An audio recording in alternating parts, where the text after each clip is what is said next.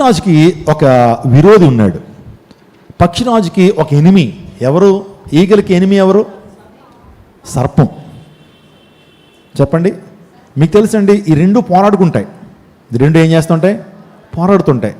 ఈ యొక్క పక్షిరాజు గురించి ఒక అద్భుతమైన విషయం చెప్పాలి. అదేంటంటే, పక్షిరాజుట దాని యొక్క శత్రువుని దాని రెల్మ్లోకి తీసుకెళ్ళి పోరాడుతుంది. చెప్పండి, వాస్తవానికి సర్పాన్ని ఎప్పుడైతే ఒక ఆల్టిట్యూడ్లోకి తీసుకెళ్ళినప్పుడు దాని యొక్క శక్తి అంతా కూడా జీరో అయిపోద్ది. మీకు విషయం తెలుసా? పామును గనక నేల మీద ఉంచామనుకోండి, దానికి స్థానబలం. అదే గనక పామును గనక గాల్లోకి తీసుకెళ్ళామనుకోండి, అది ఏమీ చేయలేదు. ఇది తెలియని పని ఏం చేస్తుందంటే, పాముని ఎక్కడ పోరాడుతుంది? అది పైకి తీసుకెళ్ళిపోద్ది. పైకి తీసుకెళ్ళేటప్పుడు దాని యొక్క శక్తి అంతా కూడా ఏమవుతుంది? నిర్వీర్యం అయిపోద్ది. ఆ పైకి తీసుకెళ్ళి అక్కడ పోరాడుతుంది, అక్కడ విజయాన్ని సాధిస్తుంది. స్తోత్రం చెప్పండి, హల్లెలూయా. మన విరోధిని అపవాదిని కూడా ఎక్కడ? వాడి స్థలాల్లో కాదు, ఏమండి, వాడి యొక్క పరిస్థితుల్లో కాదు, వాడి స్థలాల్లో మనం పోరాటం చేయడం కాదు, మన స్థలంలోకి లాక్కొచ్చేయాలండి. స్తోత్రం చెప్పండి, హల్లెలూయా. సన్నిధిలోకి లాక్కొచ్చేయాలా, దేవుని సన్నిధిలోకి లాక్కొచ్చేయాలి, ఆల్రెడీ పేరులోకి లాక్కొచ్చేయాలండి. అక్కడ పోరాటం చేసినప్పుడు మనం ఏం చేస్తాం? అంతేగాని ఆడి స్థలాల్లోకి వెళ్ళి పోరాటం చేస్తున్నాం. ఆడి స్థలాలు ఏంటి? పాప సంబంధమైనటువంటి స్థలాలు. సినిమా హాల్స్, డిస్కోటెక్లు, పబ్లు, ఇవన్నీ ఆడి స్థలాలు కదా. అక్కడికి వెళ్ళి పోరాటం చేస్తానంటే వర్కౌట్ అవ్వదు. కానీ నువ్వు ఎక్కడ తీసుకురావాలండి? నీ రెల్మ్లోకి తీసుకురావాలి. అది తెలివైన పని. కొన్ని స్థాన బలాలు ఉంటాయి కదా. ముసలికి ఎక్కడ బలం ఉంటుంది? ముసలట నీటిలో ఉన్నప్పుడు సింహం కూడా ఏం చేయలేదు, ముసలిని ఏం చేయలేదు, ముసలిని జయించలేదు. కానీ ఆ ముసలి ఎప్పుడైతే బయటకు వచ్చిందో దానికి శక్తి అంతా ఏమవుతుంది? దాని శక్తి అంతా ఏమవుతుంది? జీరో అయిపోద్ది. కాబట్టి దీని యొక్క శత్రువు ఎవరంటే సర్పం. ఈరోజు మనం కూడా ఏం చేయాలి? సాతానుతో ఏం చేయాలా? పోరాటం చేయాలి. మీరు పోరాడుంది శరీరంతో కాదు కానీ, ఎఫెసీ 6:12, మీరు పోరాడుతున్న శరీరంతో కాదు కానీ అంధకార సంబంధులకు లోకనాథులతోనూ దురాత్మల సమూహంతో మీరు పోరాటం చేస్తున్నారు. మీ విరోధన అపవాది గర్జించు సింహాలు ఎవరిని నిందిందినా అని తిరుగుతున్నాడు. అందరు బట్టి మెలకువగా ప్రార్థన చేయండి. దుష్టుడు, అబద్ధికుడు, మోసగాడు, వాడు మన ఎప్పుడు కూడా మోసం చేసేటువంటి వాడు, సత్యం నుంచి అసత్యం వైపు నడిపించేటువంటి దుర్మార్గుడు వాడు. ఆదిలో ఆదిపితలను ఆదామ వల్ల మోసం చేశాడు కుయుక్తి చేత. ఈరోజు సాతాను కూడా మనల్ని మోసం చేయడానికి వస్తున్నప్పుడు సాతాను తంత్రాలను ఎరిగినటువంటి వారుగా ఉండాలి. We should know the vials of Satan. మన సాతాను యొక్క తంత్రాలు తెలియాలి, వాటి స్ట్రాటజీస్ మనం తెలుసుకోవాలి. వాడు ఎలా మోసం చేస్తాడు, విశ్వాసం ఎలా మోసం చేస్తాడు, అవిశ్వాసం ఎలా మోసం చేస్తాడు, ఏర్పరచబడిన వాడిని ఎలా మోసం చేస్తాడు, దైవ సేవకులను ఎలా మోసం చేస్తాడు, అబద్ధ బోధల ద్వారా ఎలా మోసం చేస్తాడు. గొర్రెతోలు కప్పుకుని వస్తాడు, గొర్రెలాగా ఉంటాడు కానీ లోపల స్వభావం ఏంటి? తోడేలు. అలే అబద్ధ బోధకులు, అబద్ధ ప్రవక్తలు, వారు ఇంక చివరికి మన జీవితాన్ని ఎలా చేస్తుంటారంటే అబద్ధాన్నే వారు బోధించి కలిపి చెరిపి సువార్తలు అందించి చివరికి సత్యము నుంచే మనల్ని ఏం చేస్తారు? బయటికి లాక్కెళ్ళిపోతారు. ఒక పాయింట్ ఆఫ్ టైంలో ఫెడప్ అయిపోతావు నువ్వు. ఏంటి ఇలా ఉంది, నేను ఇప్పటి వరకు అసత్య బోధన నమ్మానా, నాకు దేవుడొద్దు దయ్యం వద్దు అంటావు. భయంకరమైన స్థితిలోకి వెళ్ళిపోతావు. ఏ విగ్రహారాన్ని అయితే విడిచిపెట్టావు మళ్ళీ అదే విగ్రహారంలోకి వెళ్ళిపోయేటువంటి వారిని చాలామంది చూసాను. ఎందుకు తెలుసా? అబద్ధ బోధకుల యొక్క పనుల ద్వారా. ఏముంది పాస్టర్ గారు, అబద్ధ బోధకులు మీరు ఎందుకు ఇంత ఉక్కుపాదం మోపుతారు, సంఘాన్ని ప్రొటెక్ట్ చేయాలనుకుంటారు అంటే, అబద్ధ బోధకుల ద్వారా జరిగేటువంటి ఆత్మీయ పతనం ఎలాంటిది తెలుసా? నువ్వు ఎక్కడి నుంచి వచ్చావో మరలా అదే స్థితికి వెళ్ళిపోతావు. అందరి బట్టి జాగ్రత్త, జాగ్రత్త. అంత్య దినాల్లో సాతాను ఇక్కడికి మరో రూపం చెప్పమంటారా? అబద్ధ బోధకుడు, అబద్ధ ప్రవక్త. జాగ్రత్త. అన్ని బోధలు ఏమండి దేవునికి ఇష్టమైన బోధలు కాదు. సత్యాన్ని ఏమండి వేరు చేసేటువంటి బోధలు, కల్పనా కథలు. మనుషులంటే దూత చెవులు కలిగినటువంటి వారే కల్పనా కథల వైపు తిరుగు కాలం వచ్చింది. ఎందుకంటే ప్రజలు సత్యాన్ని ప్రేమించట్లేదట. They are not lovers of truth. సత్యాన్ని ప్రేమించకపోవడం వల్లనే అబద్ధ బోధకులు ఈ రోజున చెప్పండి అనేక ప్రాంతాలకు వస్తున్నారు, అనేక పట్టణాలకు వస్తూ ఏర్పరచబడిన వారిని సైతం ఏం చేస్తున్నారు? మోసం చేస్తున్నారు. జాగ్రత్త. నిబ్బరమైన బుద్ధి కలిగిన వారే మెలకుగుండి ఏం చేయండి? ప్రార్థన చేయండి. కాబట్టి నా సందేశం అయిపోయింది. పక్షిరాజులు చెప్పండి. పక్షిరాజు గురించి 3 ప్రాముఖ్యమైన విషయాలు మనం ధ్యానం చేస్తాం. ఏం చెప్పండి? మొదటిది ఏంటి? పక్షిరాజు ఏం చేస్తుంది? పాత గిలిన అవయవాలను ఏం చేస్తుంది? విసర్జించేస్తుంది. మనం కూడా విసర్జించాలి. విసర్జించకపోతే, విడిచిపెట్టకపోతే దీవెన లేదు, ఆశీర్వాదం లేదు. రెండోదిగా పక్షిరాజు దృష్టి, దానికి విజన్ అండ్ క్లారిటీ చాలా బాగుంటుంది. దేని చూస్తుంది? పైన ఉన్న వాటినే చూస్తుంది. ఇంకో మాట చెప్పనా, ఈ యొక్క పక్షిరాజు సూర్యుని ఏం చేస్తున్నాడు? తీక్షణంగా చూస్తుందట. ఆ సూర్యుడు మన ప్రభువు యేసుక్రీస్తు ప్రభువారు. సూర్యుడు కానీ నీతి సూర్యుడు కదండి మన ప్రభు. ఆ ప్రభువును కూడా మనం తీక్షణంగా చూడాలి. హల్లెలూయా. చూడండి, ప్రభువుని ఎలా చూడాలి మనం? అనుమానంతో తీక్షణంగా చూడాలి. ఆయన వైపే, గురు వైపుకే చూడాలి. గురు వైపుకే మనం చూడాలి. ఈ పందెపు రంగులు ఎలా పరిగెత్తాలి?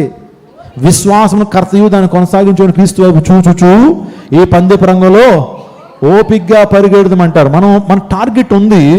ఆ టార్గెట్ వైపు చూస్తూనే మనం వెళ్ళాలి తప్పించి దిక్కులు చూడకూడదు. ఒలింపిక్ గేమ్స్ మనకు తెలుసు. ఆ రన్నింగ్ రేస్ కాంపిటీషన్లో ఉన్నటువంటి వ్యక్తులు ఇటువైపు నుంచి ప్రజలు చాలా చాలా ఏమన్నా అరుపులు వినపడతా ఉంటాయి. ఆ అరుపుల్లో వాళ్ళు డిసప్పాయింట్ చేసే అరుపులు వినపడతాయి. తెలుసా మీకు? ఒక క్రికెట్లో మీకు వెళ్ళినారు అనుకోండి, క్రికెట్ బ్యాటింగ్ ఆడుతున్నప్పుడు ఆ వికెట్ కీపర్ నుంచి, బౌలర్ నుంచి, ఫీల్డర్స్ నుంచి ఏముంటుంది మనకి? ఏముంటుంది చెప్పండి? దాన్ని ఏమంటారు? తెలుసా దాన్ని ఏమంటారు చెప్పండి? క్రికెట్ తెలిసిన వాళ్ళు చెప్పండి. స్లెడ్జింగ్ అంటారు. ఏమంటారు? స్లెడ్జింగ్ అంటే ర్యాగింగ్. స్లెడ్జింగ్ అంటే ఎలా ఉంటుంది అంటే, బ్యాట్ పట్టుకుని ఆడుతున్నప్పుడు ఈ బాల్ అయిపోయావు, నువ్వు అయిపోయావు, ఈ బాల్ నువ్వు ఫేస్ చేయాలని చెప్పి ఆ బౌలర్కి వేరే ఇన్స్ట్రక్షన్స్ ఇస్తూ ఉంటారు. అందుని బట్టి బౌలింగ్ వేస్తున్నప్పుడు ఎవడన్నా మాట్లాడితే నో బాల్ ఇస్తాడు. బౌలింగ్ వేస్తున్నప్పుడు ఏ ఫీల్డర్ ఏం చేయకూడదు, బాల్ అయిపోయిన తర్వాత మాట్లాడుకోవచ్చు. ఎన్ని మాటలు దానికి. ఆస్ట్రేలియా వాళ్ళు చాలా చాలా దిట్ట అన్నమాట స్లెడ్జింగ్లో. ఆ స్లెడ్జింగ్తోనే చాలా మ్యాచ్లు వాళ్ళు గెలిచేశారు. సో మనం విశ్వాస పరుగులో పరిగెడుతున్నప్పుడు కూడా చాలామంది ఇటువైపు నుంచి అటువైపు నుంచి స్లెడ్జింగ్ ఉంటుంది. అంటే చాలా సూటిపోటి మాటలు మనకు వినపడుతుంటాయి. నువ్వు అలా వెళ్తున్నప్పుడు వెనకాల నుంచి చాలా మాటలు వినపడుతుంటాయి. నువ్వు పట్టించుకోవాల్సిన ఆ మాటలు కాదు. ఒక క్రికెటర్ కానీ, ఒక స్పోర్ట్స్ మ్యాన్ కానీ ఆ మాటలు పట్టించుకుంటే ఏనాడు కూడా విజయాన్ని సాధించలేడు. దేవుని సేవలు కూడా అంతే. దేవుని సేవలకు వస్తున్నప్పుడు రకరకాల మాటలు నాకు వినపడుతుంటాయి. అవి పట్టించుకున్నానంటే ఆ రోజు సేవ మానేసి మోటాముళ్ళు చదువుకుని ఏం చేయాలా? మళ్ళీ ఉద్యోగంలోకి వెళ్ళిపోవాలి నేను. కానీ నేను చూడాల్సింది ఎవరిని? విశ్వాసం కర్తవ్యం దాన్ని కొనసాగించి క్రీస్తు వైపు చూడాలి. అవి పట్టించుకోకూడదు. ఒకవేళ పరిచయలో ఉన్నటువంటి వారు నేను అదే చెప్తున్నాను, నువ్వు పరిచయం చేస్తున్నప్పుడు, నువ్వు దేవుని కోసం వాడబడుతున్నప్పుడు అనేక స్లెడ్జింగ్స్ ఉంటాయి, అనేకమైన మాటలు నీకు వినబడుతుంటాయి. వాటిని పట్టించుకోవద్దు. వాటిని పట్టించుకుంటే నువ్వు మానేసే పరిచర్య. వాటిని పట్టించుకోకుండా ప్రభు వైపే చూడాలి. దేవుని సేవకుడి వైపే చూసి పరిచయం చేయి. అప్పుడు నీకు ఫలం ఉంటుంది, దీవెన ఉంటుంది. పాస్టర్ గారు వెనకాల నుంచి చాలామంది మాట్లాడుతున్నారండి, చాలా ఇబ్బంది కలుగుతారు మాట్లాడినంటే నేనేం చేస్తాను? దేవుని పరీక్షిస్తున్నాడు. ఆ పరీక్షలు నిలబడు, దేవుని కోసం నిలబడు, నువ్వు గొప్ప బహుమానం నువ్వు పొందుకుంటావు. సో పక్షిరాజు తన జీవితంలో తన యొక్క విజన్, తన దృష్టి చాలా గొప్పది. ఆ తర్వాత పక్షిరాజు యొక్క విరోధి ఎవరు?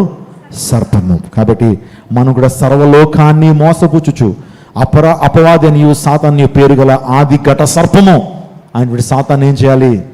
ఎదిరించాలి. దానికి ఏం కావాలి? మనకి సర్వాంగ కవచాన్ని ధరించుకోవాలి. సర్వాంగ కవచాన్ని ధరించుకోవాలి. ఆ తర్వాత ఇంకా మనం చేస్తే ఇంకొక విషయం చెప్తాను. అదేంటంటే eagle wait for the right wind before soaring. అంటే అది ఎగిరే ముందట వాస్తవానికి ఆ రైట్ వింగ్ చూసుకుంటుందట. అది ఆ గాలిని గమనించుకుంటుందట. దానికి ఎంత జ్ఞానం ఉందో మీరు అర్థం చేయండి. అంటే గాలికి ఎదురుగా కాదు, కానీ దాన్ని ఏం చేస్తుందంటే అది గాలి యొక్క యాంగిల్స్ని చూసుకుంటూ దాని విషయమే పరిగెడతారట. అంటే చూడండి ఎంత జ్ఞానం దానికి ఉందో. దానికి కరేజ్ అండ్ బోల్డ్నెస్ ఉంది. దేనికి భయపడదు. అది తుఫాన్లకి భయపడదు. ఏమండి, భూలోకంలో జరుగుతున్నటువంటి ఏ అంశాలకి భయపడదు. ఎందుకంటే అది ఎత్తును ఎగురుతుంది కాబట్టి, వర్షానికి పైన ఎగురుతుంది, తుఫానికి పైన ఎగురుతుంది కాబట్టి అది తుఫాన్లకు భయపడదు. యెహోవా కొరకు నిజంగా ఎత్తైనటువంటి ప్రాంతాలు ఎగిరేటువంటి వారు భూ సంబంధమైన ఏ విషయాలకి వారు ఏం చేయరు? బెనకరు, భయపడరు, దేవుని కోసం ధైర్యంగా ఉంటారు. యూదా గోత్రపు సింహాన్ని మనం కలిగినటువంటి వారం, మనం కూడా సింహాలమే. స్తోత్రం చెప్పండి. నెహ్రూ దగ్గరికి ఒక ఆయన వచ్చి అన్నాడట, ఇండిపెండెన్స్ వచ్చింది, who is the first president, who is the first prime minister of India? Chandrababu Naidu గారా? జవహర్లాల్ నెహ్రూ కదా. సో ఆయన దగ్గరికి ఒక మహానుభావుడు వచ్చాడట, ఆర్ఎస్ఎస్ సంబంధించినోడు. ఆ టైంలోనే వచ్చి, నెహ్రూ గారు, ఇప్పటికే క్రైస్తవ్యం చాలా చాలా ప్రబలుతుంది. ఇండిపెండెన్స్ వచ్చే టైంకే మొత్తం క్రైస్తవ్యం చాలా చాలా అద్భుతంగా ముందుకెళ్ళిపోతుంది. ఒకవేళ మీరు ఇప్పుడే యాంటీ కన్వర్షన్ బిల్ తీసుకురాకపోతే భారతదేశం ఈనాటికని ఏ దేశం అయిపోద్ది? క్రీస్తుని అంగీకరించిన దేశం అయిపోద్ది. ఎందుకంటే అది సత్యం. సత్యాన్ని ఏ ఒక్కరు కూడా ఆపలేరు కదా. సత్యాన్ని అంగీకరిస్తారు ప్రజలు. అందును బట్టి మీరు కొద్దిగా చొరవ తీసుకుని ఇప్పుడే క్రైస్తవులను అణచివేయడానికి ఏదన్నా యాక్టివిటీ చేసేయండి. యాంటీ కన్వర్షన్ బిల్ ఇప్పుడే తీసుకొచ్చాడంటే అప్పుడు ఆయన అన్నాడట, ఏమో తెలుసా నెహ్రూ గారు, ఆయన చెప్పిన మాటను చెప్తున్నాను. క్రైస్తవులు అనేటువంటి వారు నిద్రిస్తున్న సింహాలు. ఏంటి? క్రైస్తవులు ఎవరు? నిద్రిస్తున్న సింహాలు. వారిని నిద్ర లేపి సమస్యలు కొని తెచ్చుకోద్దయ్యా, అలా ఉండని అన్నాడట. స్తోత్రం చెప్పండి. చాలామంది అనుకుంటారు క్రైస్తవులు ఏమీ చేయలేరు, ఎన్ని మాటలు అంటున్నా సరే వాళ్ళు ఏమి ప్రతిస్పందించలేరు అనుకుంటారు. కానీ క్రైస్తవులు ఎవరో నిద్రిస్తున్న సింహాలు. నిద్రిస్తున్న సింహం దగ్గరికి వెళ్ళి తోకలాగుతాను, చేవి పెట్టుకుని లాగుతాను, జూలు పెట్టుకుని కాసేపు ఆడుకుంటాను, మెడకి కాసేపు ఆడుకుంటానంటే లేచితే ఏం చేస్తుంది? ఆ గర్జనకే నువ్వు 2 అడుగులు బయట ఉంటావు. అది సింహ గర్జన. క్రైస్తవుడు ప్రార్థన చేస్తే ప్రకృతి శాసించబడుతుంది. క్రైస్తవుడు ప్రార్థన చేస్తున్నప్పుడు ప్రభుత్వాలు కూలిపోతాయి, ప్రభుత్వాలు పడిపోతాయి. క్రైస్తవుడు ప్రార్థన చేస్తే అసాధారణమైన కార్యాలు ప్రభు జరిగిస్తాడు. అందుబట్టి క్రైస్తవులతో పెట్టుకోవద్దు, ఎవరితోన్నా పెట్టుకో. కానీ నిజమైనటువంటి దేవుని సేవకుడితో కానీ, నిజమైన క్రైస్తవులతో కానీ, దేవుని ఆత్మతో నింపబడి దేవుని కొరకు జీవిస్తున్న రోషం కలిగిన క్రైస్తవులతో పెట్టుకోవద్దు. అది నీకు మంచిది కాదు, అది నీకు క్షేమము కాదు. కాబట్టి మనం కూడా రోషం కలిగిన దేవుని బిడ్డగా బతుకుదాం. సో మండుచు ప్రకాశించిన దీపం వల్ల యోహాను వల్ల బతుకుదాం. పాత నిబంధనలు అదే ఆత్మను కలిగినటువంటి ఏలియా వల్ల బతుకుదాం. రోషం కలిగి దేవుని కార్యాలు చేసిన ఏలియా వల్ల మనం బతుకుదాం. దేవుడు అటువంటి కృప దేవుడు మీకు అనుగ్రహించును కాక. ప్రార్థన చేసుకుందాం. Father God, we thank you Lord. ఇచ్చిన సందేశాన్ని బట్టి నీకు స్తోత్రాలు తండ్రి. గొప్ప దేవుడు, ఆశ్చర్యకరుడు తండ్రి. నీ నామానికి మహిమ, నీ నామానికి ఘనత తండ్రి. యెహోవా కొరకు ఎదురు చూచి వారు నూతన బలం పొందుదురు, పక్షిరాజు రెక్కలు చాపి పైకి ఎగురుదు. నిజమే తండ్రి, మేమందరూ కూడా ఎగిరేటువంటి వారుగా, పైకి ఎగిరేటువంటి వారుగా, పైనున్న వాటి కొరకే మేము ఆతురపడేటువంటి వారుగా మమ్మల్ని సిద్ధం చేయమని వేడుకొంచున్నాను తండ్రి. నిశక్తిని ప్రభావాన్ని అనుభవించినట్టు చూపించండి. యేసు నామం పెట్టడి వేడుకొంచున్నాము తండ్రి. ఆమేన్.